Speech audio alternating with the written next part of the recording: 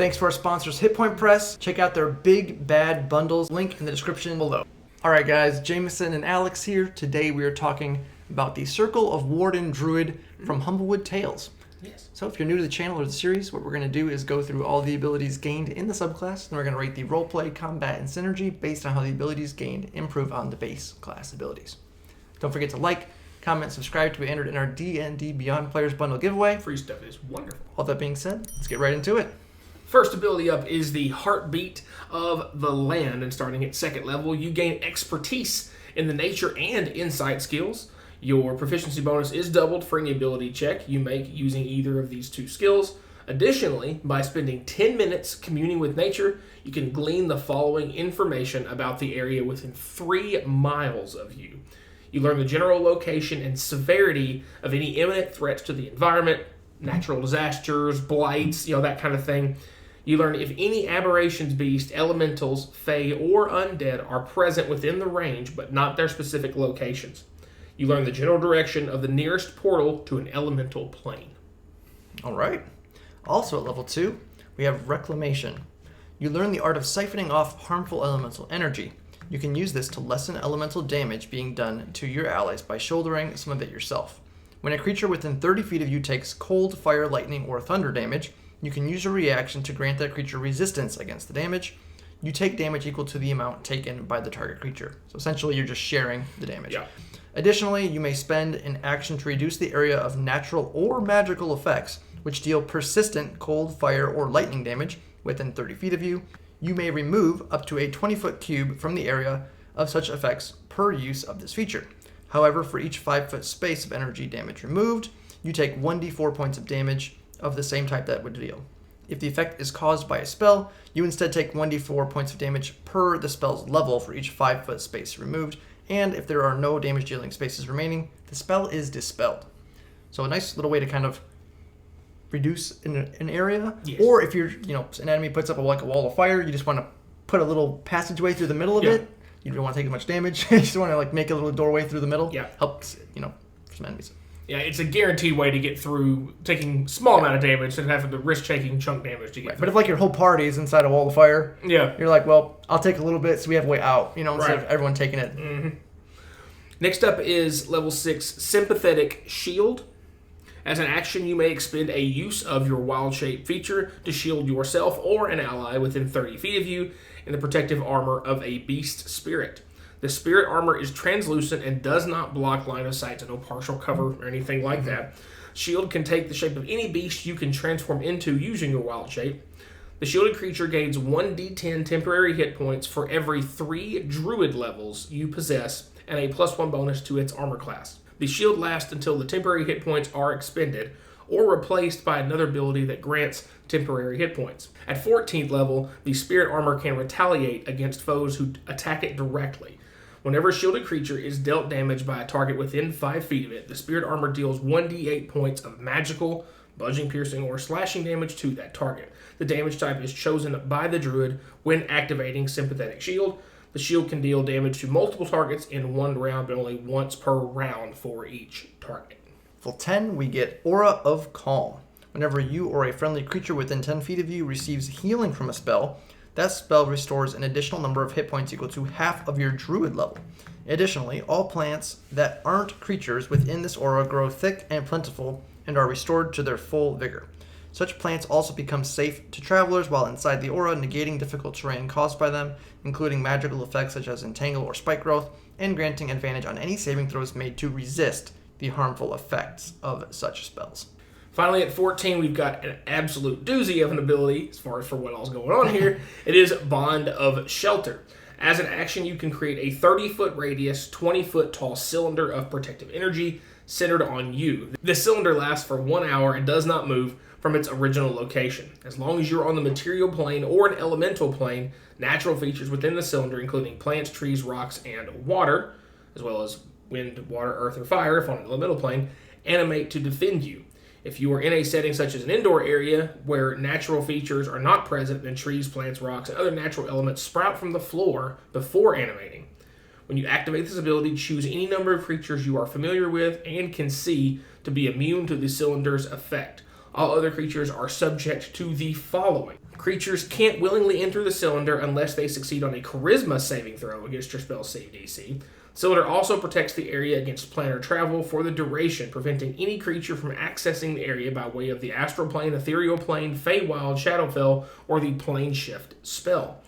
Creatures have disadvantage on attack rolls against targets within the cylinder, and targets of your choice within the cylinder can't be charmed, frightened, or possessed by creatures inside or outside of the cylinder.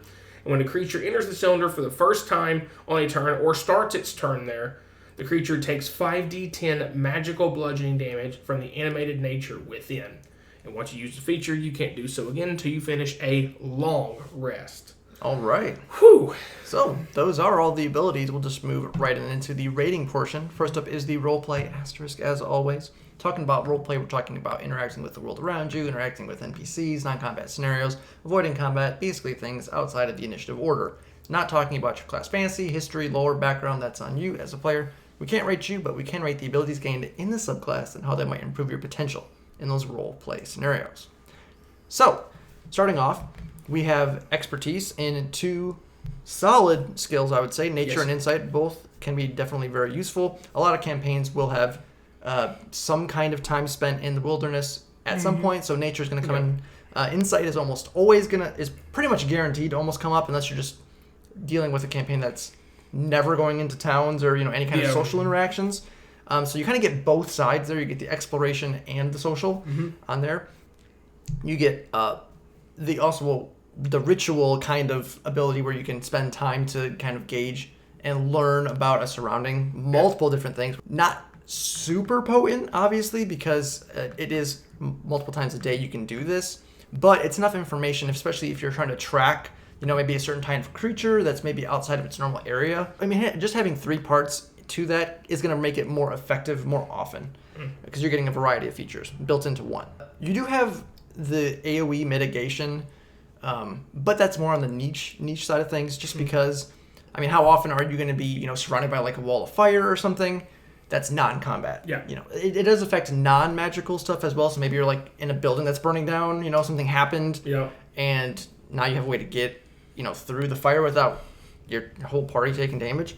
So there's definitely some use for that, but it's going to fall more often, I would say, in combat most times.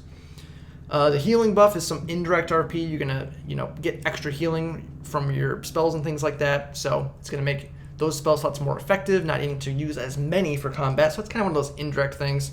The plant magic thing, a little bit more on the niche side as well, because how often are you running into that stuff unless you're in a campaign that's really centered around the Feywild, a lot of people are doing with or magic and dealing with that. Yeah.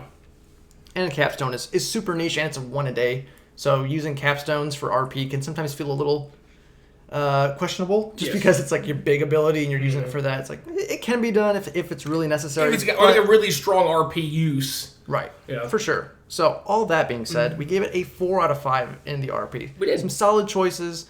A lot of them are going to be pretty useful a lot of different times and different scenarios. And relatively potent as well. On the combat side of things, sometimes when we do these reviews and RP starts out so strong, combat usually is hurt or is lacking there. It's not the case here, for obvious reasons. Obviously, with the reclamation ability, the chance to remove magical damage is prevented from hitting the entire party. You're sacrificing yourself a little bit, but even just that, the damage you're taking yourself is probably less than what the spell would have done to you if you were taking it full. So that you're giving yourself a guaranteed little bit amount of damage, which is less than the full, and everybody else is getting to take none because they're going to get around whatever the problem is. Maybe not overly exciting in writing when you first read that, but it's going to be relatively impactful every time you choose to use that ability if it's there to be used. Nothing to just not to disregard the fact that it can just dispel stuff as well. So if it's a smaller area, then you just gets rid of it. Eat some damage, you're just trading some health to dispel something instead of a spell slot. The sympathetic shield thing is where things get really interesting to me in combat, because you can give somebody a noticeable amount of temp HP for using your wild shape. Well, there's your temp HP that you can burn through. Yeah, exactly. Most of the time, you're hoping your subclass is going to give you a use for your wild shape in combat, because at base, it's strictly an RP thing from what the base class is going to give after the first couple levels, Yeah. this letting you use Wild Shape to give D10 for every 3 Druid levels. That's going to scale up to eventually 6 D10s, and you're giving them an extra 1 to their armor class. That's quite a bit of temp HP. Yeah. And you're not using any kind of spell slots or anything else. Like, it's just your Wild Shape. It takes the use of it, but so? Yeah. Right. The only thing that prevents this from being really silly is it does take your whole action. Right. And I mean, you only have 2 uses of Wild Shape between rests. Right. So you can't just... But if you know you're about to go into a combat, you can do the action beforehand because the buff is going to last until the temporary hit points are taken out. Right. So they're going to get the AC bonus till the temp HP wears out. So it's if you know you're about to engage in a fight, like on the other side of the room, you're like, okay, sorcerer friend with your no hit points here, I'm just going to double your life total real quick. Sure. It's because there could be a certain thing that's almost doubling their life total, at least a 50% buff, for sure. And of course, eventually, you're getting the free retaliatory damage once you hit 14 on there too. That's going to be great. To me, you almost lean it to putting more toward like a paladin fighter or something like that. But yeah, they're getting hit a lot, eating into it, but there's a whole lot more damage going back at them the other direction to help counteract that even more, making it more potent as it gets into higher levels. Well, you get to the level of 10 ability with the Aura of Calm, you're getting extra healing on top of that, and which is great because you're the most challenging thing with casting healing spells, whether you're a druid, cleric, bard, whoever, is that you're always rolling dice. And if you roll a couple of 1s or even a 1 on like a 3d8 heal, it feels real bad. You'll get the most value out of it to help that floor come up quite a bit. It's going to help not only your individual spells be more potent, but also save you spell slots in the long run and not having to cast as many healing spells to get more healing out of them. So that's, again, one of those things that doesn't sound uber exciting, but very helpful. And then we get to this ridiculous final thing as far as like it takes up 2/3 of a column just explaining everything that's in here. There's a lot to it. The travel thing is interesting, preventing stuff from getting in and out of there. That way, that's just kind of a cool flavor thing for the most part, because it'd be very rare where stuff tries to get into a space. Yeah, it's via magical means. I mean, really just think of anti-life shell. It's a kind of a similar effect. Maybe keep stuff out, or like maybe even like a really weak form of like prismatic wall, because they deal damage when they get inside it, and it stops things from getting through. Yeah, they can get into it. Yeah, but like attacks have disadvantage. It's kind of like this weird protective bubble, but I mean, you're never gonna be upset about it. Yeah, no, I mean, it's 5d10 magical bludgeoning damage. It does overcome resistance as far as dealing with non-magical damage, so they're gonna feel that. There is no save for the damage, like reducing it. If they try to come in there, they're gonna feel that it's gonna hurt. The, again, not exciting thing, but very effective thing in there is creatures have disadvantage on attack rolls against targets within the cylinder. So whether they come in there to try to deal with you or they try to shoot you from outside of there, you'll be very difficult to hit. So this could be a very interesting thing. Like if you've got yourself can be casting spells from inside there along with like a ranger and a bard in there, like throwing spells inside this little circle. It's like, you can't hit us. If you start just lobbing damage from afar, pretty effective. It is a once per long rest feature, but it lasts for a whole hour, so you're going to get plenty of.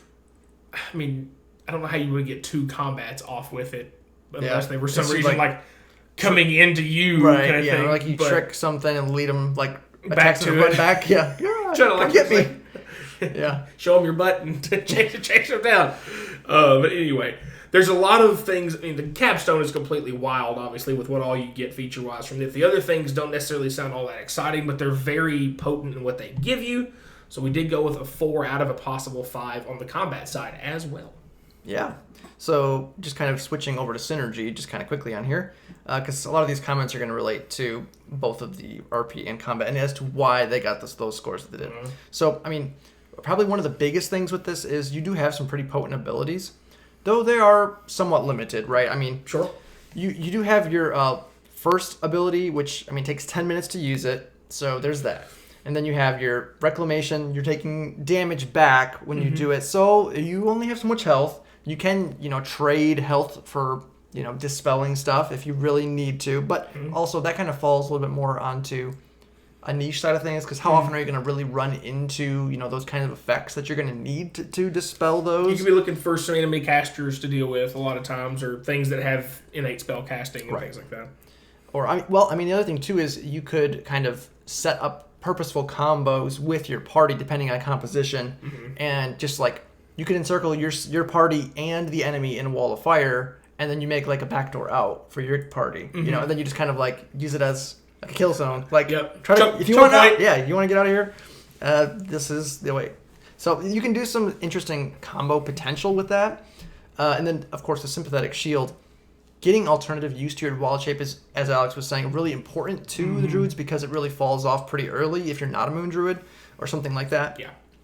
So this is really potent with the hit point, the temp HP, and the armor class. So it's a really defensive option. You do get 2 per short rest, so that is really solid.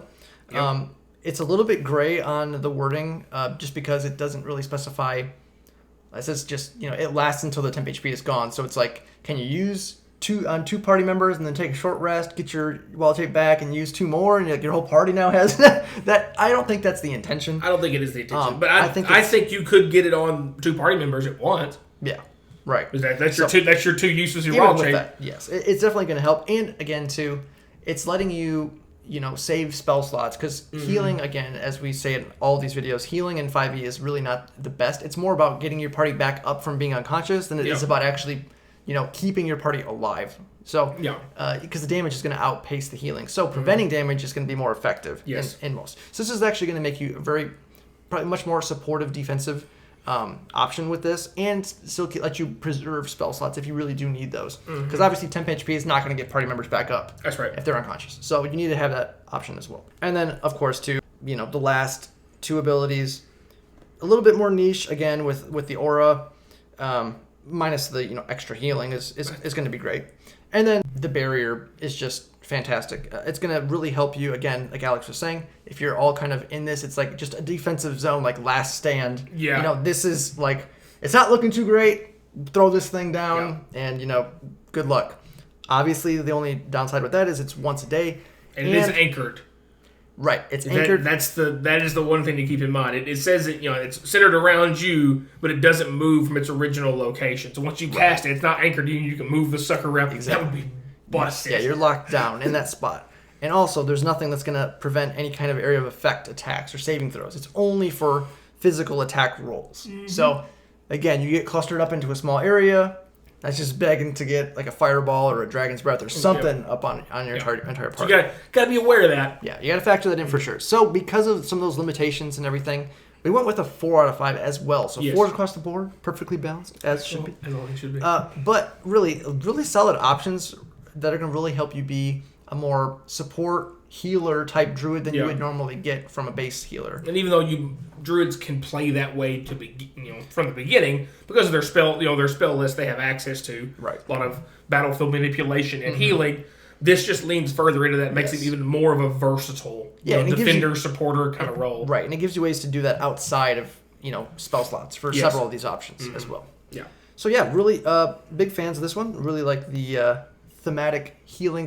We've been all about some support classes here recently, haven't we? So I think we was in a video or in a conversation we had recently. We're like, we really need some more support classes in here. Without even trying, like, just come across multiple. 4 of the last 6 or 7 we've done have all been like very supporty based stuff, which is fine. Yeah, we'll take it anytime. Need more of them. Yeah, absolutely. So that's going to be it for this one, guys. If you enjoyed the video, don't forget to like, subscribe, hit the bell notifications so you know when all of our new videos are coming out. Check out our sponsors in the link down below. And as always, thanks for watching. Thanks for our sponsors, Hit Point Press. Check out their big bad bundles. Unique, cool monsters, history, lore, everything you need to throw these villains into your campaigns. And it's a great way to get around your players that like to metagame, or if they do it accidentally, like I tend to do at times. Maybe they think they know what this monster is by the description. They create some fun opportunities and unique things to throw at even your most experienced players would not see coming. So check out the link in the description down below.